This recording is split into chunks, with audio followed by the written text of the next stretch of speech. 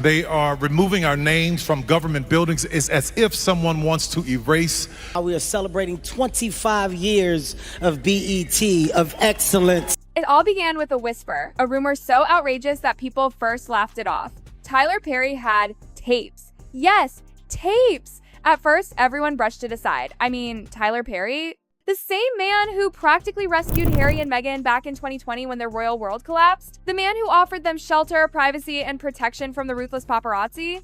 It sounded insane, until it wasn't. Because just days later, insiders close to Perry quietly confirmed that something massive was brewing.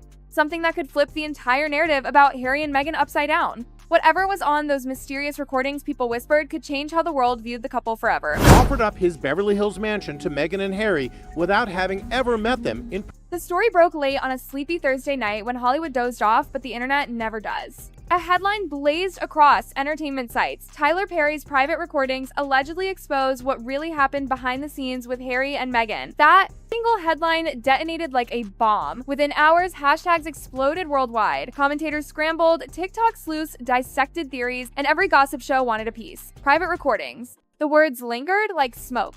What kind of recordings? Voice notes? Secret calls? Hidden cameras?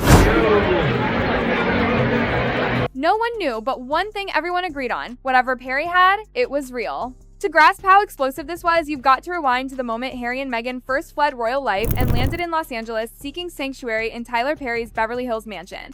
Back then, they were the planet's most talked about couple, adored by millions, despised by others, but impossible to ignore. They'd walked away from the crown, the palace, the titles, everything. And waiting for them in California? Tyler Perry, Hollywood royalty himself. He opened the gates of his $18 million estate. Actor Derek Dixon has sued Perry for $260 million. Manicured lawns, tall hedges, complete security. For months, Perry was their rock, their confidant, their one true friend in a world that had turned cruel. He witnessed the tears, the late-night breakdowns, the tense phone calls about family and fame. They trusted him like family. So when his name suddenly surfaced next to the phrase secret tapes, jaws hit the floor. According to whispers, Perry had indeed kept recordings not out of spite, but out of self-protection.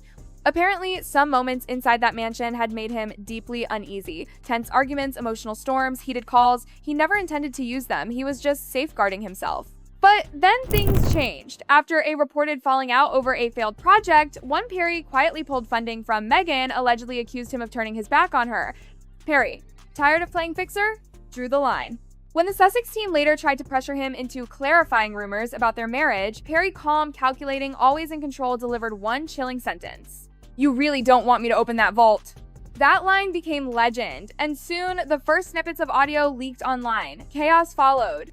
No one could verify the source, but the timing was too perfect. The clips allegedly caught Meghan venting furious at royal betrayal, fuming about being used, accusing palace insiders of plotting against her. But then came the gut punch. Harry's voice. In one snippet, he sounded broken, defeated. "I left everything for this, and now I don't even know who we are anymore." The internet froze. For the first time, cracks showed in the glossy, united image the couple had built.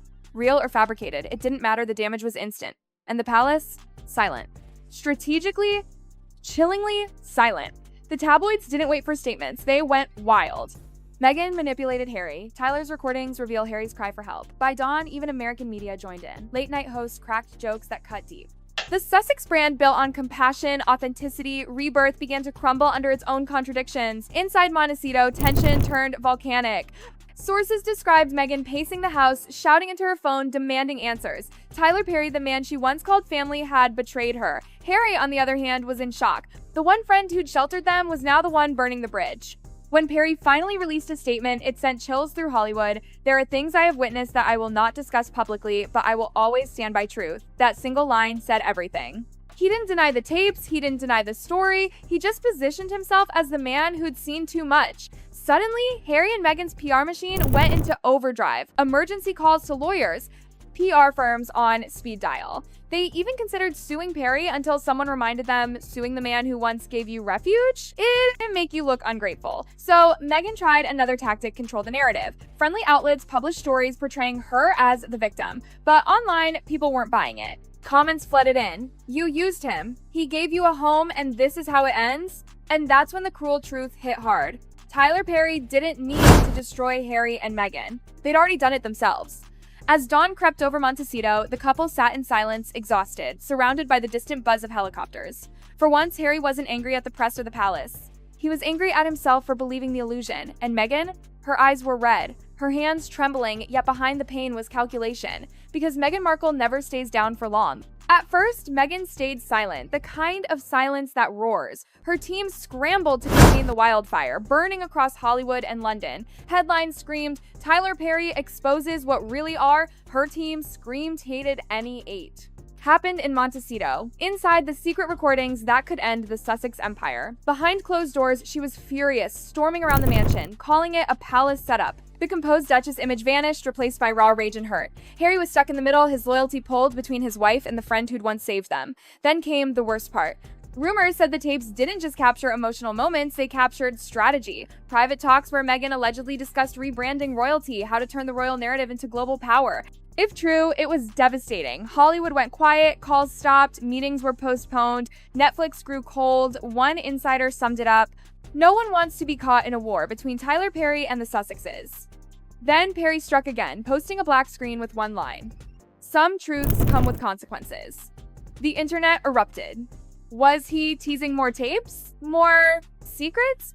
Nobody knew, but everyone guessed. Meghan hit back with paparazzi photos, smiling at a farmer's market, holding flowers, playing it cool. But the public saw right through it. She looks shaken, not serene. Meanwhile, Harry was unraveling. Friends described him as haunted, a man watching his own castle crumble. The palace watched in silence, and that silence hurt most. It was as if they were saying, "We told you so." Then Perry dropped the biggest bomb yet, agreeing to a no-holds-barred interview. The trailer alone set the world on fire. Host Tyler, did you record the Sussexes without their knowledge?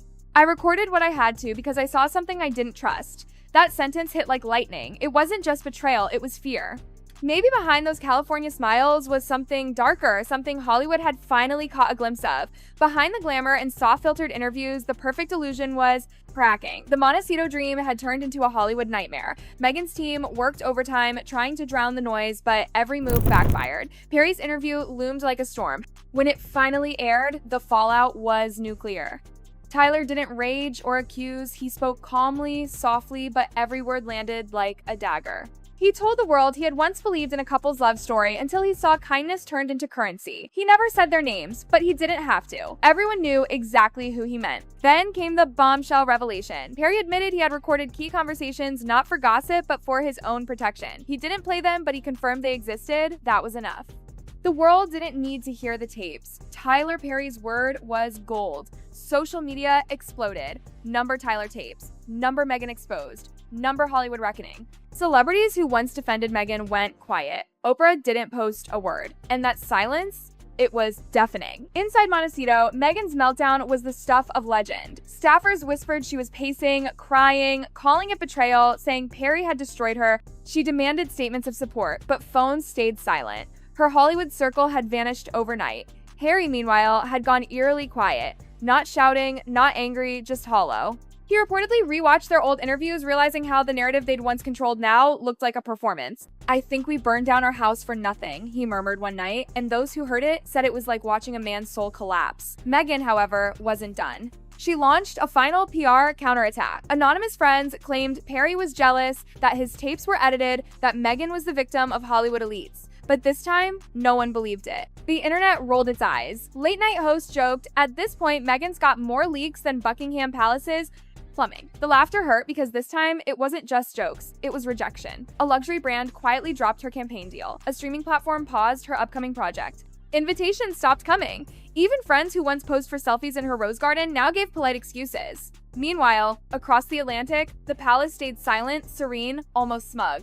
King Charles reportedly said, "Truth has its own timing." And William, ever blunt, told a confidant, "Maybe now Harry understands what we tried to protect him from." Tyler Perry, on the other hand, said nothing. He didn't post victory quotes or glow online. He went back to work, producing, filming, thriving. In Hollywood, his silence was the ultimate statement. By month's end, Meghan's PR team quietly dissolved. Projects were canceled. Harry spent more time in London for charity, though insiders whispered he was seeking peace. And Meghan, Alone in her Montecito mansion, surrounded by luxury but haunted by silence, the empire she built on image had crumbled. Tyler Perry didn't destroy, her truth did. The fairy tale was over, the illusion shattered, and for once, the world wasn't watching a princess rise, it was watching a kingdom fall.